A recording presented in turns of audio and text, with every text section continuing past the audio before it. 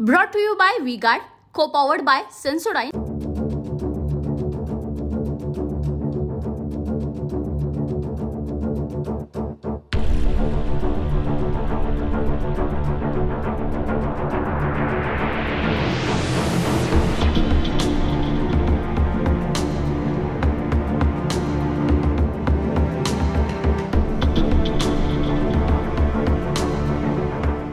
भंडारा जिल्हा हा धान उत्पादक जिल्हा म्हणून ओळखला जातो। मात्र येथे मोठ्या प्रमाणात बागायती शेती सुद्धा केली जाते।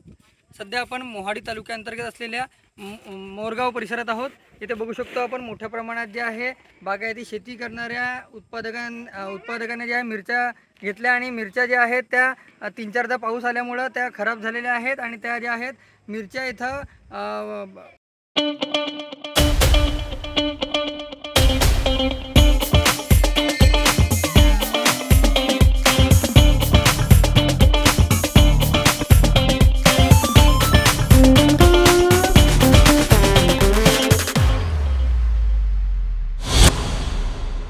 फळीवर ठेवण्यात आलेल्या आहेत। आपण सध्या मोरगाव परिसरात आहोत। इथे बघू शकतो मोठ्या प्रमाणात जे आहेत मिरच्या इथे सुकवायला ठेवलेल्या आहेत आणि आपल्यासोबत बोलण्याकरिता येथील मिरची व्यापारी आहेत। जरा काय सांगाल, 2-4दा पाऊस आल्यामुळे तुमच्या मिरचीचे नुकसान झालेले आहे की काय? आमच्या मिरचीचे भरपूर नुकसान झालेलं आहे। आपण जो बाहेरून मिरची आणली होती या ठिकाणी तयार केली आहे। या तयार करता आपला अवकाळी पाऊस भरपूर पडल्यामुळे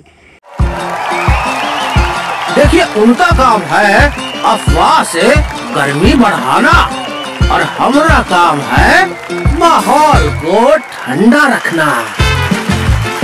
हमारा नेता कैसा हो जो माहौल को रखे ठंडा वैसा हो। अब की बात V-Guard एयर कूलर का चमत्कार। भरपूर अशी नुकसान झालेलं आहे आणि आपण सुद्धा आता या माध्यमातून काहीतरी मदत सरकारकडून मिळायला पाहिजे। त्या माध्यमातून तुमच्याच माध्यमातून आम्हाला काहीतरी मदत मिळेल अशी आमची अपेक्षा आहे। नक्कीच जे 3-4दा पाऊस आला त्यामुळे मिरची झिंझिण्यांपासून त्वरित आराम मिळवा सेन्सोडाइन रॅपिड रिलीफ बरोबर। मोठ्या प्रमाणात इथे खराब झालेली आहे, त्याची दुर्गंधी पसरलेली आहे।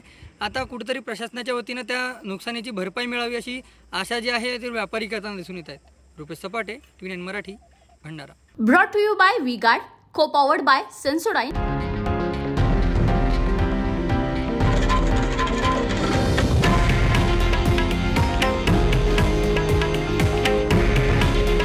हे आहे देशातील नंबर 1 न्यूज नेटवर्क आणि आपण पाहत आहात TV9 मराठी।